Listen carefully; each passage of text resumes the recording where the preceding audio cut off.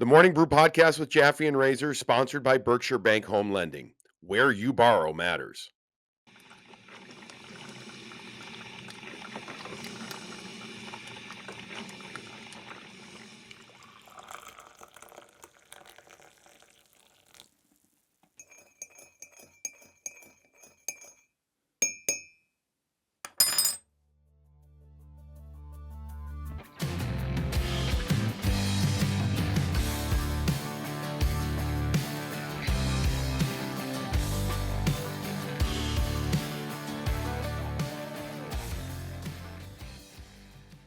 Well, we were actually supposed to do this after Monday's game, and we tried. We gave it our best, Razor, as we welcome you into Morning Brew with Jaffe and Razor, except some technical difficulties at Nesson, and then some scheduling technical difficulties via the home studio. Led to just a shit show. That's what happened.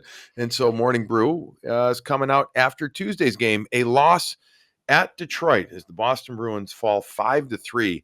It was a 4-3 game. An empty net goal late in the third period made it 5-3. The Bruins lose for just the fourth time in 21 games.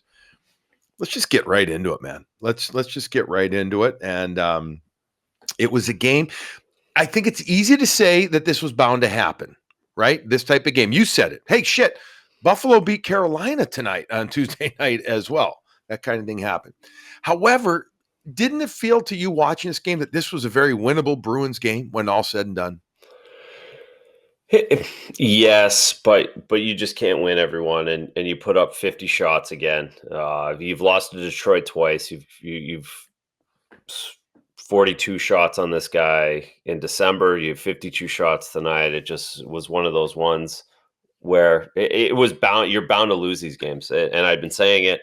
There's going to be a few more. You're not going to go a 12-1-1 the rest of the way in. It's just not going to happen.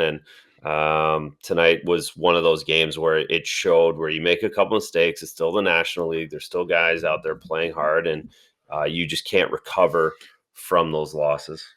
And Detroit coming in having lost their previous 6, I think it was 0-4-2, remember correctly. So there's still some pride there. Look, they were down 2-0. That goal, I want to get to the Lindholm injury right away, but let's talk about the goals at the end of the period first, okay? Holy smokes, the Bruins now lead the NHL with goals given up in the last minute of any period this year with 24. That's not a chart that you want to be atop of. There's no question about it. It's a mental thing, Razor. It is an absolute mental thing. They must, for some reason, there's a let off the gas. There's a relaxation. There's not a sharpness. And, you could say if it happened a couple of times, well, it's not that bad. 24 times, bud, is just too much. What can you physically do about it, though? I mean, except just make the right plays. They didn't do it again on Tuesday night. Oh, I think they get cute. I think they try and make too good of a play in the last minute. I think they have the mentality of we're going to be the ones who score in the last minute, and we're going to turn it instead of maybe we'll just ice it here. Maybe we'll lick our wounds, but they try and make plays. They have that confidence late in periods where they try and shift the momentum the other way at times. Yeah, too much. Way too much. I mean, the Larkin shot was a beautiful shot. You got to give credit where credit is due. I call that a new technology shot, Razor, because that puck was out in front of him, and he snapped that thing off quickly, even with Carlo closing on him, and beat Swayman up high. But there's no question that 2-1 goal, under a minute left in the first, and then the inability for the Bruins power play to garner anything of good in the game. And I know they're without David Pastrnak. I get that.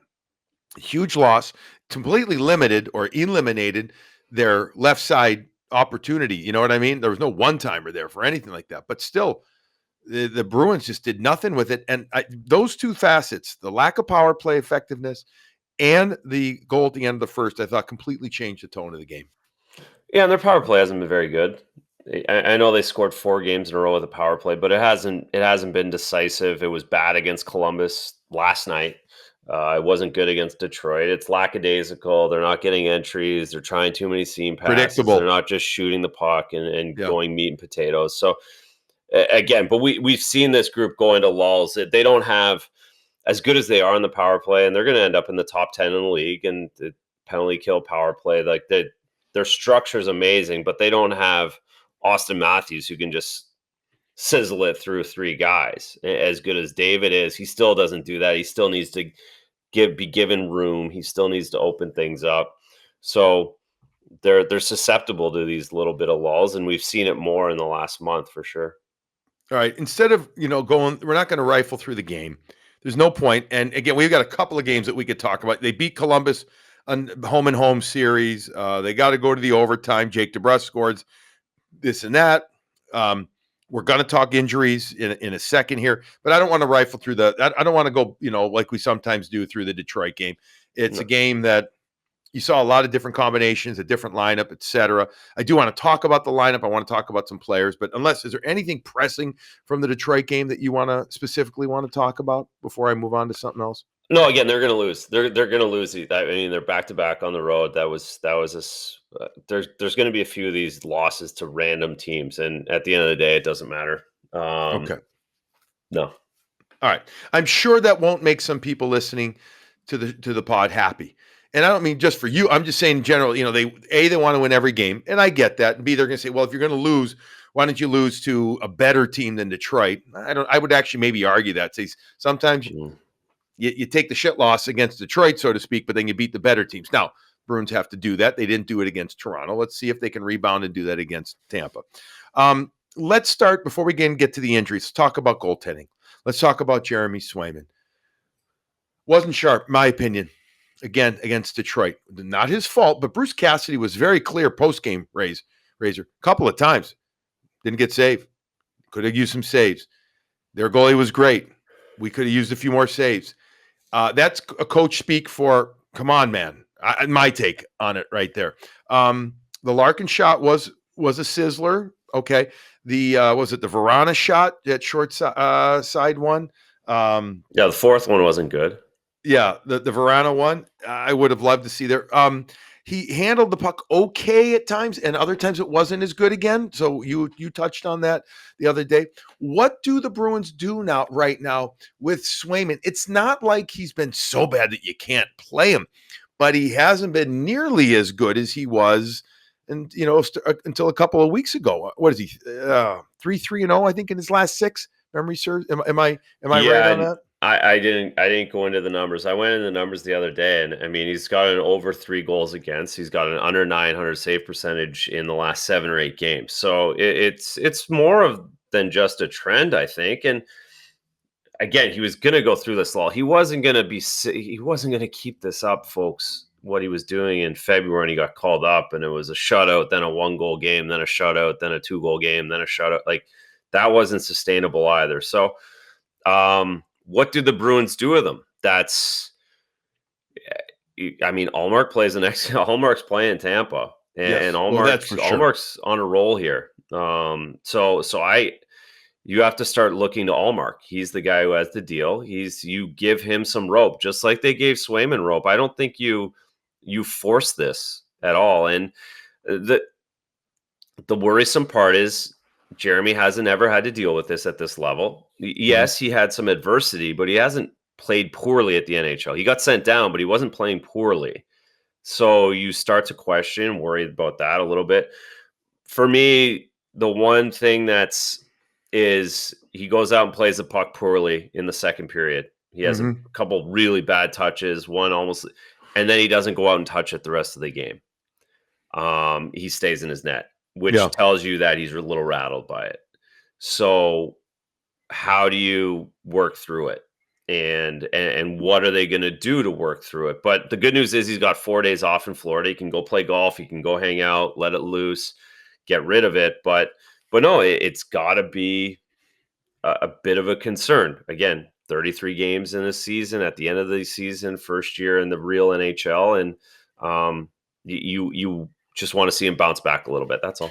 Well, the way though, it's okay. Right, but it's okay. It's been at 7 or 8 9-game trend now. So that's Yeah, also it a and problem. it is 3-3 now in its last 6. I'll tell you what, it's not a definitive 1A, 1B right or 1 and 1A. It's now Yeah. 2 1As. It's 2 Yeah. ones. That's what you got. And Olmark definitely plays Friday.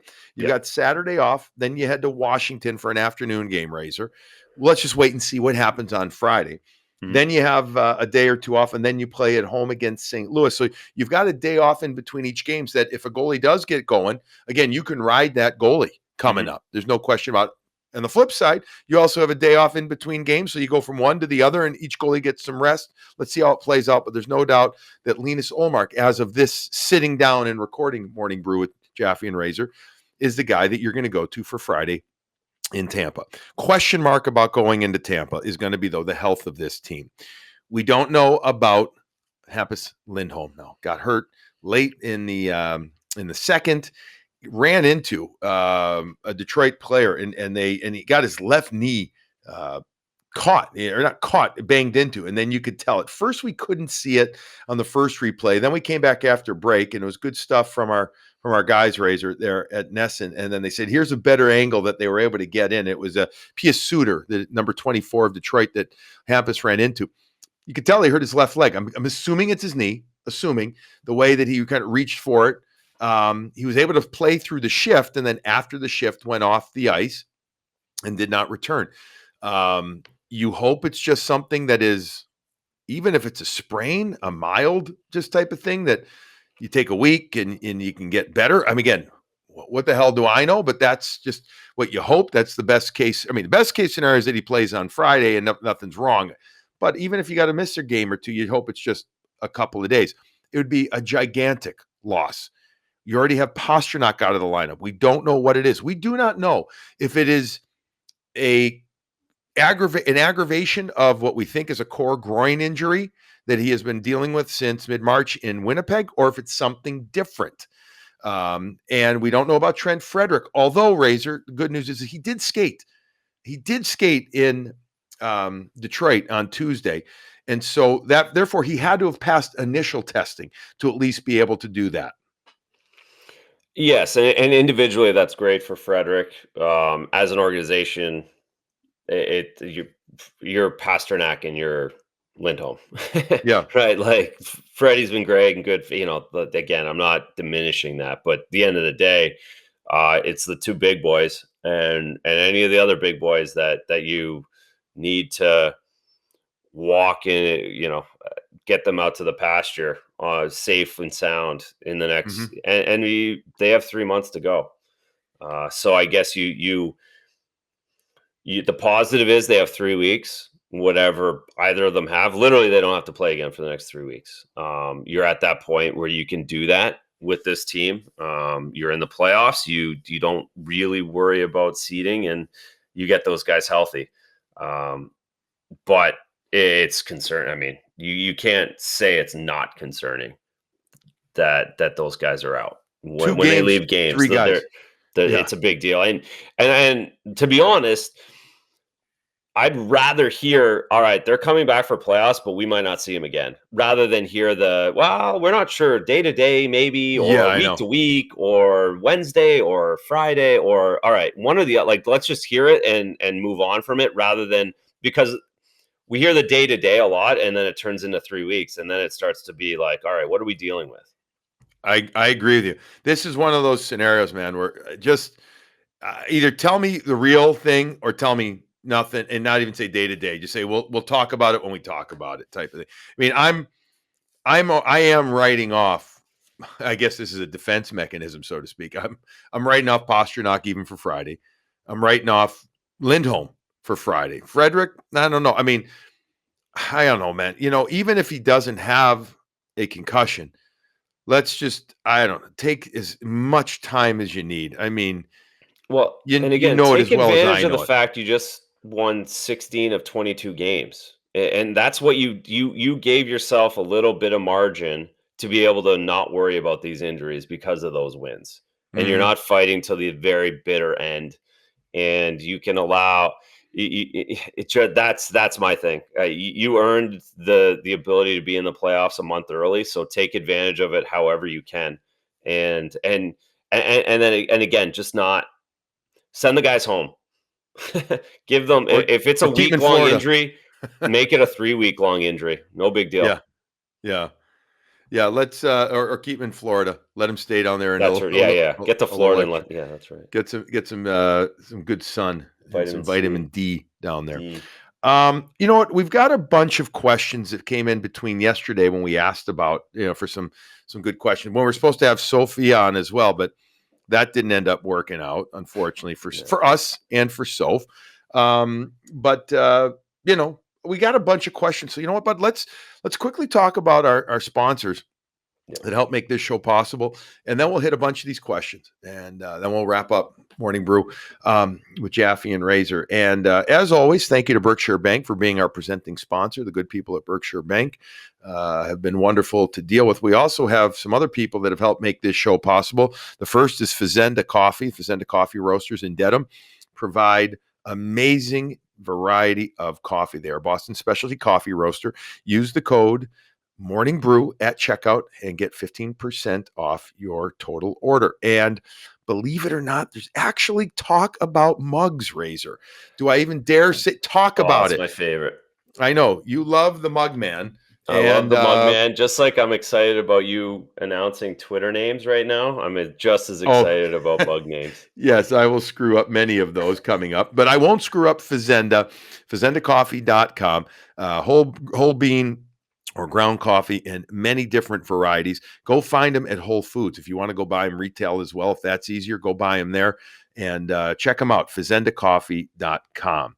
Also, Max Pro Hockey, Max Grachev, one of the great skills instructors in the greater Boston area. Go to maxprohockey.com. He's got individual, he's got semi-private. He also has full team skills development in or off season. Awesome summer camps too. He has got a ton of those Red Machine summer camps. So go check out Max Grachev at maxprohockey.com. A lot of innovative, fun techniques that he teaches and uses. Your child is going to have fun if you go there. And lastly, Bay State Brewing. Bay State Brewery is somebody that recently has come on board with Morning Brew with Jaffe and Razor, and really excited to have them as part of the Morning Brew family right now. They've been brewing, handcrafting distinctive and drinkable beer since 2012. Razor, they are located in Worcester in the Canal District at 112 Harding Street, again, in Worcester. Their facility is attached to 2 hockey rinks and just a couple of blocks from the new Woo Sox ballpark. So it's in a beautiful spot. They got a full kitchen there, pizza, salad, smash burgers. Who doesn't like a good smash burger? They've got a bunch of different sandwiches, indoor and outdoor seating, a perfect place to watch hockey games. And what goes better with hockey than good craft beer? And they have got so many unique beers, so many types of beers, like Felicia Cold Brew. It's infused coffee IPA, a blood orange lager, German classic, Hefeweizens, Vienna lagers. The list goes on and on. Go to Bay State Brewery, 112 Harding Street in Worcester.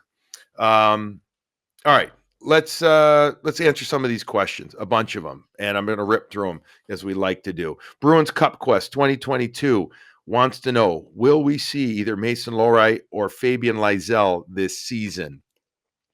Well, Lohrei is still at Ohio State. Did I miss something? He is signed. I have not seen that. And I don't think I see him signing this year. I see him going back another year. He had a really good first year with the Buckeyes. Fabian Lysell, could we see him? We might see him in practice. Wouldn't surprise me. Wouldn't surprise me if he got some opportunities in with the P Bruins and in pro hockey. And I'd be surprised. I think if we saw him, I don't think he's ready yet, bud, for the NHL. But would it shock me if we ended up seeing him in a practice down the road come playoff time? Yeah, that's my answer. I guess yeah. So the big answer is no. You're not going to see either of those guys. Lysell will be around because he's going to finish junior, and they're going to have him in playoff rosters get big, and you'll have a bunch of people at Warrior skating secondarily to the Black Ace crew. That'll happen. Laurie's going back to Ohio State because he would have already signed and would already be playing right now to burn off, just like Mark McLaughlin.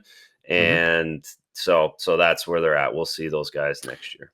And I got no issue with Mason going back to Ohio State. Yeah, no. It's the right thing. He's going to Go fill to out, college, go get to college, bigger, get enjoy it. stronger, have fun, all of Yeah, that. I mean, seriously, Yeah. enjoyed it. You don't get an opportunity that often. Yeah. Hey, Joe Todd says Raycroft made a comment about the rookie lap or lack thereof that the Bruins have. Mhm. He said Joe asked, "Do you think the players want the rookie lap?" So, what do you do? You think that the players like it? Getting out there and being the only guy for a full 360 spin around a fresh sheet in warm up, or do you think that they dislike it? Oh, I'm assuming all these young guys love the attention and love it and the part of it, but I also really appreciate the fact the Bruins don't do it, just like they don't do tribute videos for Sean Corrali when he comes back here, and they're a little bit old school, and they're not just catering to social media and catering to the Instagram posts and the Instagram likes that they're going to get for doing it. So I think it's definitely been done with awareness. It's been discussed that we're not going to do rookie laps for kids, and we're just going to go out and it's another night, have fun, work hard, and play hockey. Curious to see, because I couldn't agree with you more. I do love how they treat things differently. I have no problem with that. Every team is entitled to their own culture, right? To their own Mm-hmm. Yep. ways. I'm curious to see how long that lasts. If who'll be the next captain after Patrice Bergeron retires? Will it be somebody who feels the same way, or will it be somebody younger who's okay with it? My guess is that the rookie lap won't be the biggest deal. Is that it won't be the biggest deal at all, and actually, meaning like it won't be something that changes for a while. It'll be more of a story perhaps when it does change eventually, because that will be something different. Our buddy Dominic asks, great to hear from Dom, if McAvoy, Lindholm, Grzelcyk, and Carlo are the top four to start the playoffs, who is the bottom pair? We have a bunch of questions regarding that. We have some similar questions regarding who is in and out of the lineup right now. This is a very fair question to ask, but incredibly difficult to answer right now. I think the experiment, and this is something I think we saw in the Detroit game again, of either Riley or Forbert on the offside. If it's going to continue, I think you're going to have some bumpy results, Razor. It doesn't really pass the eye test having one of them on the offside. So you would have to think, I would think that Clifton or Josh Brown gets the nod, and maybe you just rotate those guys in and out, because Connor Clifton can be a very impactful player for a certain amount of time where he seems to really ride the wave, up. And then there's a couple of games after, I don't know, it's hard to put a number on it, 6, 7, 8, where maybe he starts to get exposed a little bit. And I love the guy and I want to see him succeed, but he has a history of that. But he's physical, he's got swagger, and he has physical, he's got some experience behind him too. I just like a right shot on that third pair on the right side. So my guess is it's one of those two guys. The issues now is going to be Riley or Forbert. And do you do that just based on the matchup when it's all said and done? Yeah, it's really hard to tell right now. There's still a lot of time before they get to the. But I think when push comes to shove, what happens is you're running 4D. That's what I think. Barring injury from Lindholm and McAvoy, of course. I Right, don't of know course. why I need to say that, but I think those guys are playing 27 minutes. They're playing 22, 23 minutes right now. I think they go all the way to 27, 28 every single game of the playoffs. I think you're running the bottom, the 5 and 6 defensemen, whoever they are going to play very limited minutes, and they're going to be playing in very favorable situations come playoff time. That's how I see it. I think right now they're toggling, they're putting guys in, they're really experimenting right now. But I think the plan at the end of the day is to roll 4 defensemen, and I then do too. Forbert plays defense on penalty kill, Clifton, whatever those guys are doing. But they're not expecting those guys to play 17, 18 minutes in the playoffs. I think that's where we're at now for sure. Right, which I would hope that one of those two guys in the bottom pair you could go get 16 minutes out of. I do. I think you need that kind just to give the other guys enough rest to keep them playoff fresh, which is different than regular season fresh. I guess my gut, all things being equal, because you're going to play a damn good team regardless. Yeah, And my guess is you go Forbert to begin, if just for the PK to begin, and then if it's a real physical team, then you put in, I guess, Brown. I haven't seen enough of him yet, though, as we record this episode. But physically, maybe him, and then, but if it's a little more skating team, then you put in Clifton on that right side. Yeah, and so, and why I say you roll 20. This first round of this playoffs is basically the Stanley Cup for everybody in the Eastern Conference. Mm-hmm. Every single team in the Eastern Conference is looking at this first round like it's the Stanley Cup. Right. There's no pace. There's no, I'm going to save somebody for the second round or the third round.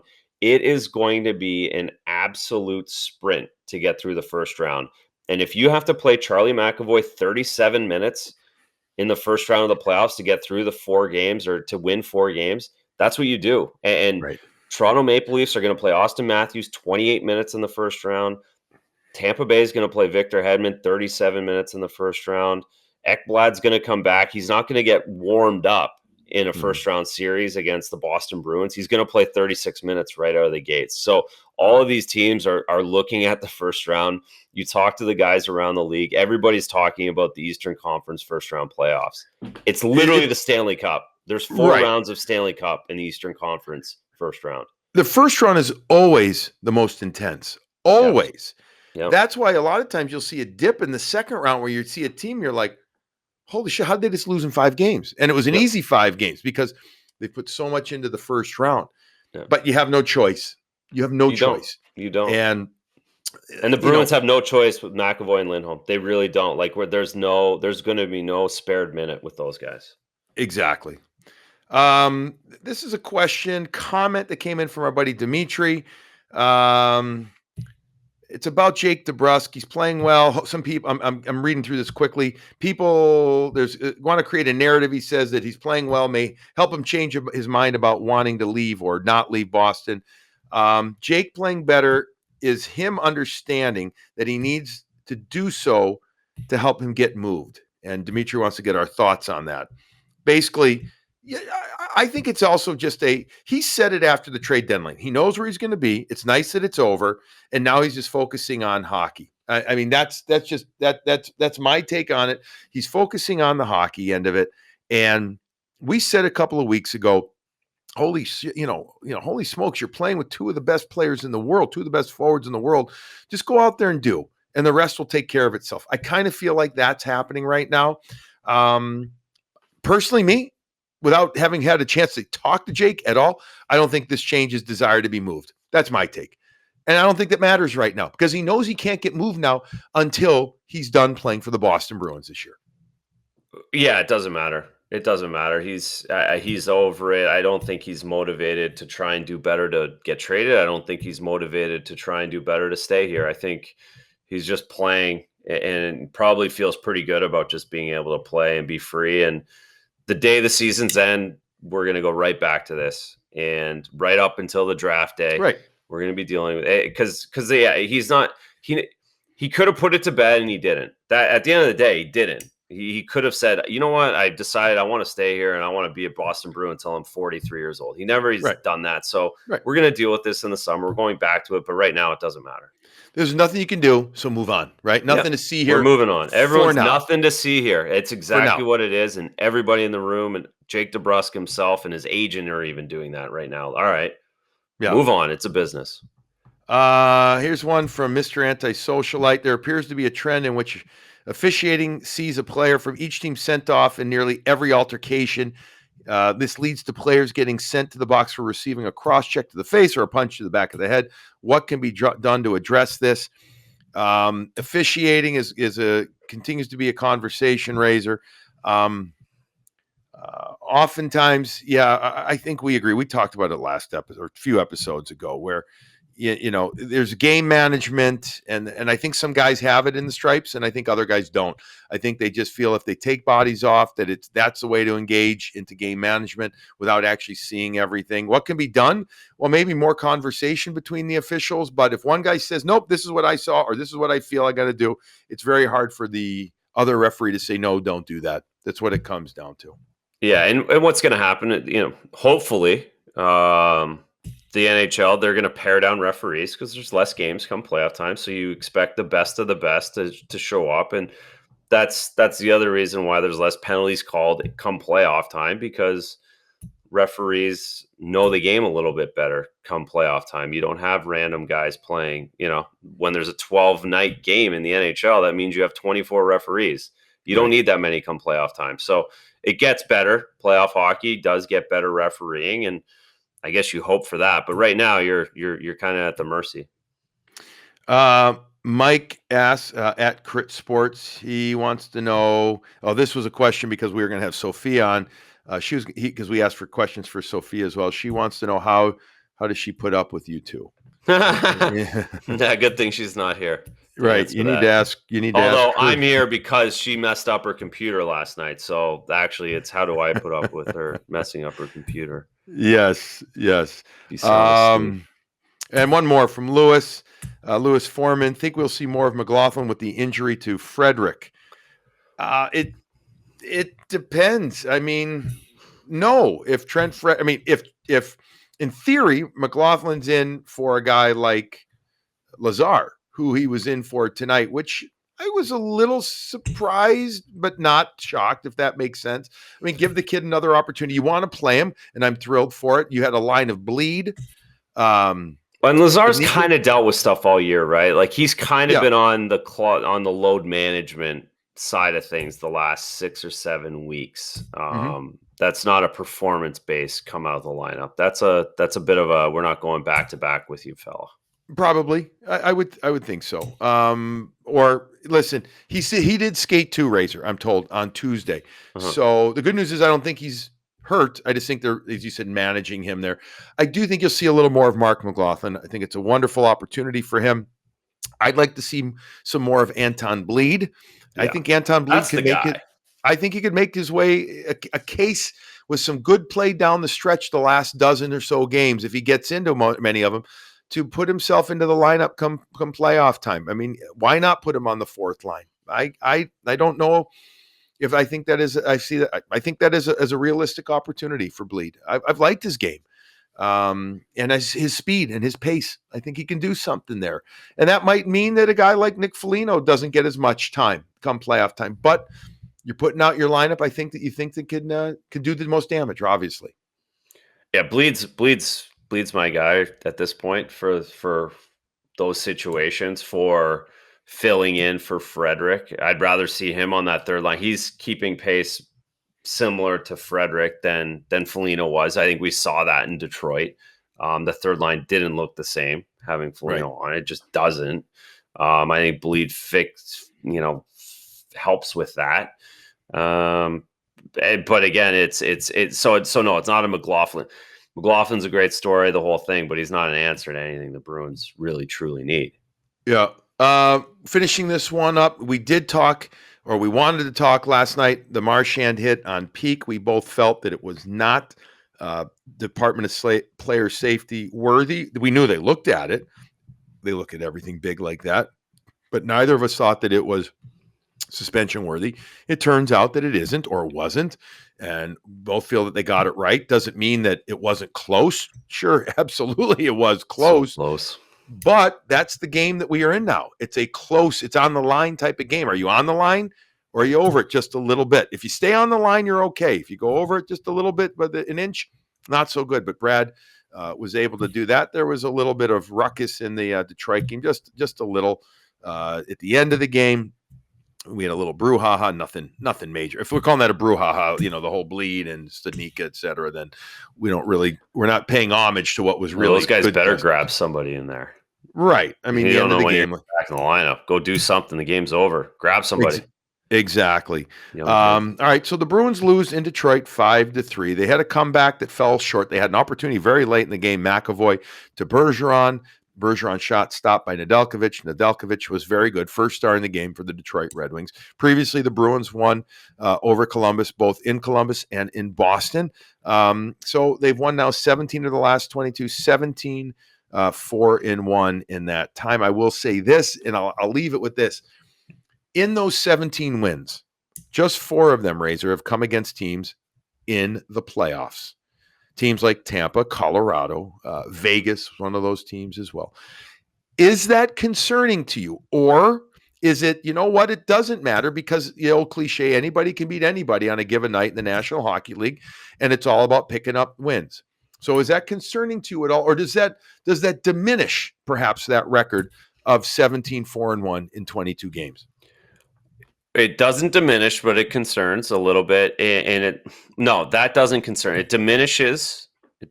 It does not diminish. It doesn't take away. Bobble that Okay. more than possibly can. Doesn't diminish. You get 17 wins in 21 games in the NHL, 22 games, you're legit. Okay. The concerning part is they've lost to Toronto 6-1 at home. They've lost to Carolina at home 6-0. They've lost to Carolina 6-1 at home. They've not beat enough of those teams throughout the entire season, and they've gotten smoked at home by those teams. So that's an issue. I think they can flip the switch. I don't think it matters. I think none of it matters for this group. But if you want to ask that and you want to talk about that, that's what worries me more, is that I'm not sure they can outgun these teams. Toronto and Florida was 7-6 tonight. It was 5-1 Toronto in the second. It was 5-1 Toronto. Columbus or Florida comes all the way back, leads 6-5. Then Toronto scores because they can score whenever they want to make it 6-6. Right. I don't know. That's the fact Toronto, that concerns me as much as anything, is Toronto might be able to score enough now that they haven't score their way out of issues. They might just be able to score their way out now that they haven't been able to in years I don't know, past. man. I just still think when I know they got some beast guy there on the offensive side of things, but when playoff hockey comes in and guys are willing to do even more, to defend, I don't know. I don't know if they can still outscore their way. They might win some big games and it'll be a lot of fun, but I'm not convinced yet between their D and their goaltending. Muzzin just came back. It might Campbell's be the year just of getting back. offense. I'm not sure if defense matters this year in the NHL. It really might be the year of offense. That will be a wonderful thing to look at in the next couple of weeks when the playoffs begin on May 2nd. All right, that'll wrap things up here for this morning brew with Jaffe and Razor. Thank you, as always, to our presenting sponsor, Berkshire Bank, and to our other sponsors that help make this show possible: Bay State Brewing, Max Pro Hockey, and Fazenda Coffee. Please go check them out and support them. We appreciate your support. They appreciate your support. Everybody have a wonderful couple of days. Razor and I are going to be back with you after Friday's game against the Tampa Bay Lightning. Bruins lose to Detroit 5-3, still 17-4-1 in their last 22 games. Everybody have a wonderful couple of days and enjoy a couple of wonderful cups of coffee.